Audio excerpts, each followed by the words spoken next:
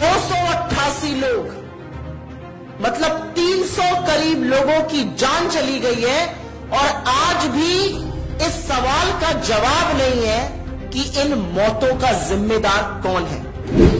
इस सवाल का जवाब नहीं है कि इन मौतों का जिम्मेदार कौन है। और रेल से कौन सफर करता है? रेल से इस देश का आम आदमी सफर करता है। तो जब कल हम और आप या आपके परिजन, आपका परिवार, आपके मित्र, इस देश के लोग जब रेलगाड़ी में बैठेंगे तो ये याद रखिएगा, आप ये सफर अपने रिस्क पर कर रहे हैं, क्योंकि सरकार की कोई जिम्मेदारी नहीं है। क्या सीबीआई ये ढूंढेगी कि जब रेलवे चिंतन शिविर हुआ तो हर जोन को सुरक्षा पर बोलना था, सबको चुप करके क्यों बैठा दिया गया और एक ही जोन को बोलने की इजाजत क्यों दी गई? और क्या सीबीआई ये ढूंढेगी कि उस चिंतन शिविर में सिर्फ वंदे भारत और कितना रेवेन्यू रेलवे से निकल सकता है पर चिंता क्यों हो रही थी? सुरक्षा की बात क्यों नहीं हो रही थी? तो ये कहती है कि 3 घंटे के अंदर रेल मंत्री को अपने पद से इस्तीफा दे देना चाहिए था। लेकिन हो क्या रहा है? एक नया स्वांग रचा जा रहा है और इसीलिए कहीं ना कहीं यह प्रतीत होता है कि यहां पर भी तथ्यों से मुंह मोड़ा जा रहा है, यहां पर भी बचा जा रहा है और यहां पर भी सरकार जवाबदेही अपनी तय करने पर, ना तय करने पर मन बना चुकी है। मैं ये बताना चाहती हूं कि 2016 में कानपुर में एक बड़ा रेल हादसा हुआ था। इसको भी आतंकी साजिश बताया गया था। एनआईए को केस सौंपा गया। रेल मंत्रालय ने चिट्ठी लिखी होम मिनिस्ट्री को, एनआईए को केस सौंपा गया। कानपुर के रेल हादसे की बात कर रही हूं, 152 लोगों की मौत हुई थी। 2017 में कुनेरू आंध्र प्रदेश में रेल डिरेलमेंट हुआ, बड़ा हादसा हुआ, 40 लोगों की मौत हुई। तुरंत बजाय जिम्मेदारी तय करने के, जवाबदेही तय करने के, जांच एनआईए को। और इसीलिए हम सिर्फ और सिर्फ एक बात कह रहे हैं कि जांच जो है वो टेक्निकल एक्सपर्टीज के जो लोग हैं उनसे कराई जानी चाहिए और जवाबदेही तय होनी पड़ेगी कि क्यों नहीं ट्रैक मेंटेन किए जा रहे हैं। क्यों भारतीय रेलवे जो करीब 2 करोड़ 20 लाख लोगों को रोज अपने गंतव्य पे पहुंचाता है, आज लोगों को रेलगाड़ी में बैठने से डर लग रहा है। अगर इन सवालों का जवाब सरकार नहीं देगी तो क्या सीबीआई और एनआईए जैसी एजेंसीज देंगी जिनके पास ना टेक्निकल एक्सपर्टीज है? और एक ये सच है कि ये पूरी साजिश का जो माया जाल है वो सिर्फ इसलिए रचा जा रहा है कि लोगों के मन में डर भर जाए और सरकार की कोई जवाबदेही ना हो। कि जब मंत्री या प्रधानमंत्री वहां जाते हैं तो ऐसा स्वांग रचा जाता है जैसे भगवान अवतरित हो गए हो। अरे उनका काम है, चुने हुए प्रधानमंत्री है, रेल मंत्री है। अगर वो जहां पर 300 लोगों की मौत हो गई करीब करीब, उस हादसे की जगह पर नहीं जाएंगे तो क्या करेंगे? ये अलग बात है कि वहां कूलर लगा हुआ है, ये अलग बात है कि शव गाजर मूली की तरह डंपर में फेंके जा रहे हैं और उनके लिए तोसक तकिया लगाकर इंतजाम किया गया। आज सवाल यह है कि सीबीआई का काम क्या है, एनआईए का काम क्या है? 7 साल पहले आपने एनआईए को 2 जांचें दी थी, आज तक चार्जशीट नहीं दाखिल हो पाई। तो क्या उन परिजनों को पूछने का हक है कि ये सरकार की विफलताओं के कारण हुआ, दोष कहीं और क्यों मढ़ा जा रहा है? और एक बात और है, ऐसी उत्कृष्ट एजेंसीज को जब आप इस तरह की जांच देते हैं जिनमें उनकी कोई टेक्निकल एक्सपर्टीज नहीं है, तो आप कहीं ना कहीं उनके ऊपर भी एक सवालिया निशान लगवाने की कोशिश करें। जिसको सदी का सबसे भयावह रेल हादसा कहा जा रहा है और आज भी सरकार की तरफ से सिर्फ और सिर्फ ध्यान भटकाने का काम किया जा रहा है। लेकिन कुछ बोलने से पहले कुछ आंकड़े आपके सामने रखने जरूरी है और क्या कोशिशें चल रही हैं उसके बारे में बात करनी चाहिए। भारतीय रेल रोजाना करीब 2 करोड़ 20 लाख लोगों को अपने गंतव्य तक पहुंचाती है। मतलब ऑस्ट्रेलिया की पूरी आबादी इस देश की रेल पटरियों पर रोज होती है।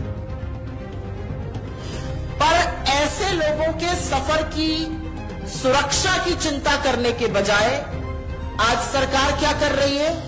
कहानियां गढ़ रही है, साजिश रचने की थ्योरियां बता रही है, एक इंद्रजाल बनाने की कोशिश की जा रही है। 288 लोग, मतलब 300 करीब लोगों की जान चली गई है और आज भी इस सवाल का जवाब नहीं है कि इन मौतों का जिम्मेदार कौन है। और रेल से कौन सफर करता है? रेल से इस देश का आम आदमी सफर करता है। तो जब कल हम और आप या आपके परिजन, आपका परिवार, आपके मित्र, इस देश के लोग जब रेलगाड़ी में बैठेंगे तो ये याद रखिएगा, आप ये सफर अपने रिस्क पर कर रहे हैं, क्योंकि सरकार की कोई जिम्मेदारी नहीं है। कहां नैतिकता लेकर नैतिक जिम्मेदारी का वहन करते हुए सरकार को और इनके मंत्री को इस्तीफा देना चाहिए, और कहां नई नई थ्योरी, एक इंद्रजाल रच दिया गया है। अब सीबीआई को जांच सौंपी गई है, और सवाल आज यह है कि क्या सीबीआई और एनआईए जैसी एजेंसीज वाकई में कुछ कर पाएंगी? क्योंकि मैं आपके सामने यह बताना चाहती हूं कि 2016 में कानपुर में एक बड़ा रेल हादसा हुआ था। इसको भी आतंकी साजिश बचाया गया था। एनआईए को केस सौंपा गया, रेल मंत्रालय ने चिट्ठी लिखी होम मिनिस्ट्री को, एनआईए को केस सौंपा गया। कानपुर के रेल हादसे की बात कर रही हूं, 152 लोगों की मौत हुई थी। 2017 में कुनेरू आंध्र प्रदेश में रेल डिरेलमेंट हुआ, बड़ा हादसा हुआ, 40 लोगों की मौत हुई। तुरंत बजाय जिम्मेदारी तय करने के, जवाबदेही तय करने के, जांच एनआईए को तय हो कि यह साजिश थी और सरकार की और सिस्टम की विफलता के कारण ये एक्सीडेंट नहीं हुए थे। 7 साल बाद भी चार्जशीट दायर नहीं हुई है। मतलब करीब करीब 200 लोगों की मौत रेलवे ट्रैक पर डिरेलमेंट से हो गई।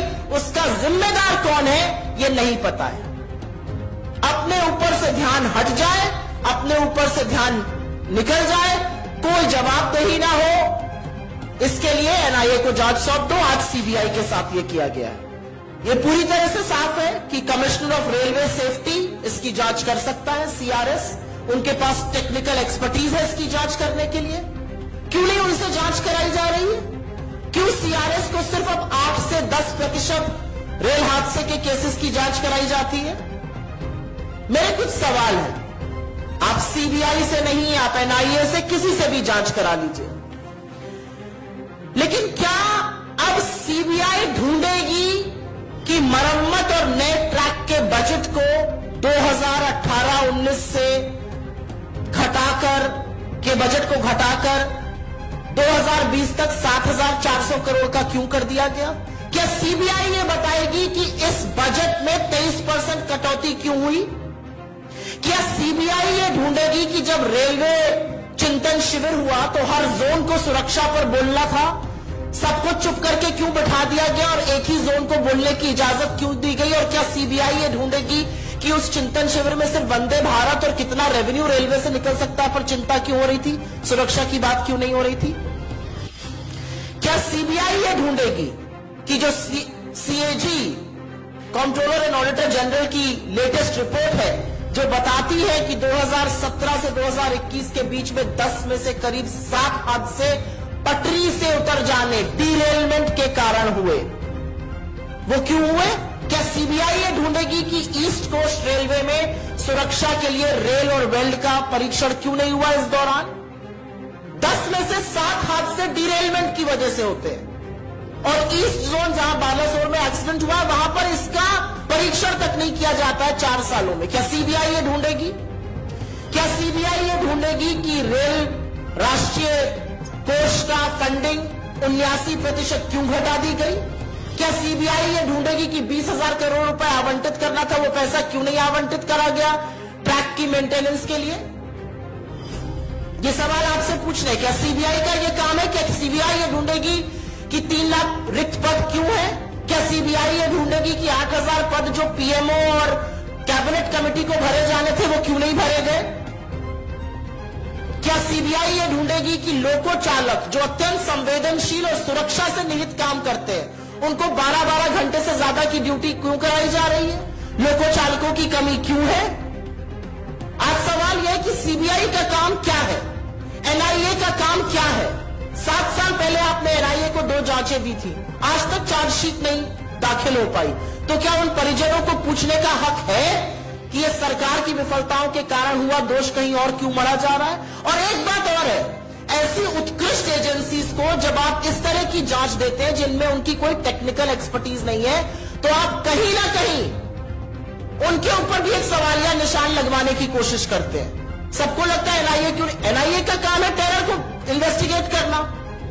जो आपके ट्रैक के चलते हो रहा है, जो इंटरलॉकिंग की विफलता के चलते हो रहा है, जो सिस्टम फेलियर के चलते हो रहा है, जो मेंटेनेंस की दिक्कत से हो रहा है, उसके बारे में क्या होगा?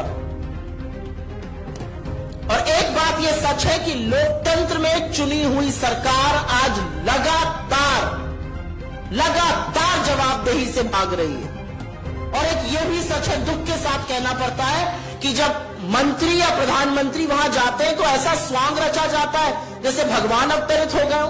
अरे उनका काम है, चुने हुए प्रधानमंत्री है, रेल मंत्री है, अगर वो जहां पर 300 लोगों की मौत हो गई करीब करीब, उस हादसे की जगह पर नहीं जाएंगे तो क्या करेंगे?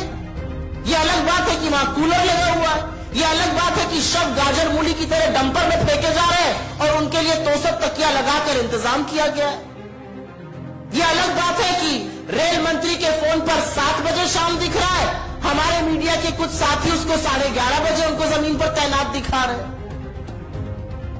तो चुनी हुई सरकार को जब जब कटघरे में आप खड़ा करते हैं तो हमेशा ध्यान भटकाया जाता है।